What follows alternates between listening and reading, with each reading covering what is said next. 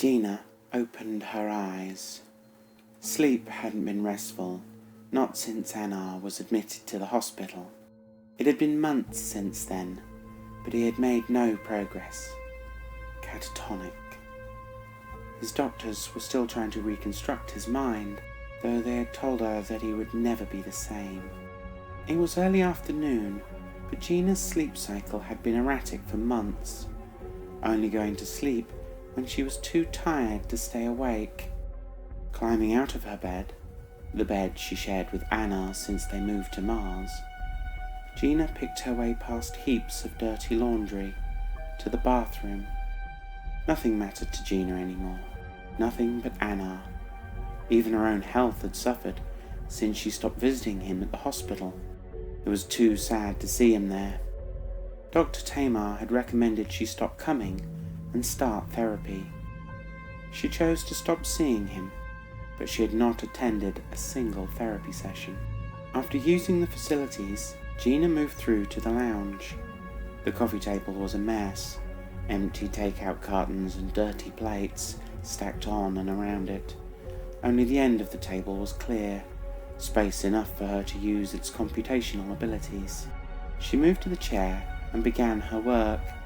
It was the only thing she had done for months. Gina logged in and picked up where she left off. Since Anna had been admitted, she'd stopped using her neural interfacing, fearful of an attack on her own mind. But a few weeks ago, another virus hit the news, causing her to cancel her personal assist AI. So she had to work manually now, typing messages and searching databases. A millennia ago, this was the only way to interact online, but since the advent of virtual realms and consciousness upload, the technique had fallen away. Gina had to learn from scratch how to use such archaic tools. Despite being slow, this technique had its advantages. People were so unfamiliar with such old methods that it was easier to find some information this way. Few were interested in looking at long catalogues of entries, databases of dates and names, or the endless computer logs. Gina had found the time and place of infection a week ago, something the police had yet to do. Once she'd logged in, Gina began to filter through entries of customers. Anna had been infected when they visited Aurora City more than 2 years ago now. They had visited a virtual real cafe. The cafe offers holographic and utility nanite simulation of virtual places and people, allowing the physical and virtual world to touch. They'd both enjoyed the visit, spending the afternoon there. Gina had called them when she discovered the date of the attack. The manager was horrified and offered to help, so he gave her security access to their archive. More than 2,000 customers had visited the cafe that day, not to mention the 81 staff members.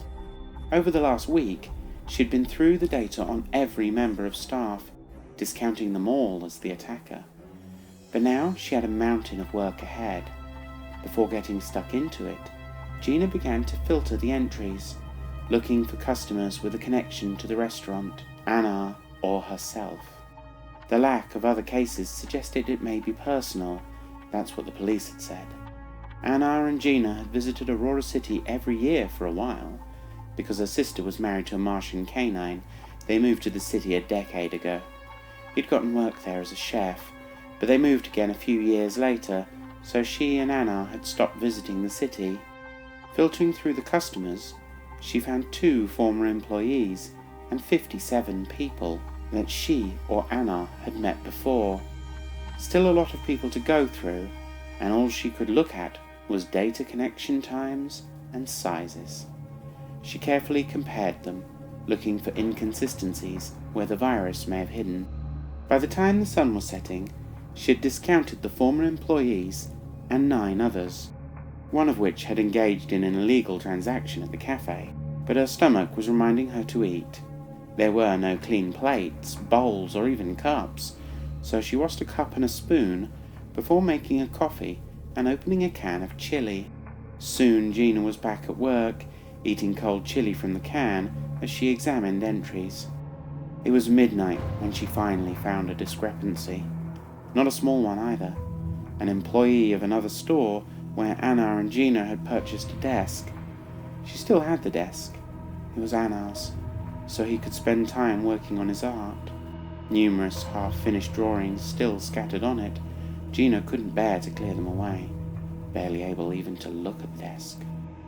The discrepancy was as large as an entire mind. Gina dropped her spoon when she saw it, cheap canned chili staining the carpet. He'd come in with a second mind, then left without it. The logs indicated it transferred through the cafe's systems to Anna when he was paying the bill. Gina grinned for the first time in months.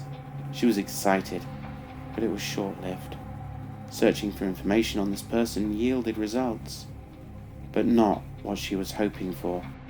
He had died 2 days after visiting the cafe, deliberately deleting his backups and shooting himself in the head. He'd left a suicide note online, so Gina searched for it, soon finding the note on his family's obituary site. As she read the letter, it chilled her to the bone. He was clearly disturbed, but it was the words he used, the reasons for his suicide. The last line of the note was the hardest to see, bringing tears to her eyes. I am sorry to whoever he chooses. I tried to trap the shadow, but I wasn't strong enough. Goodbye.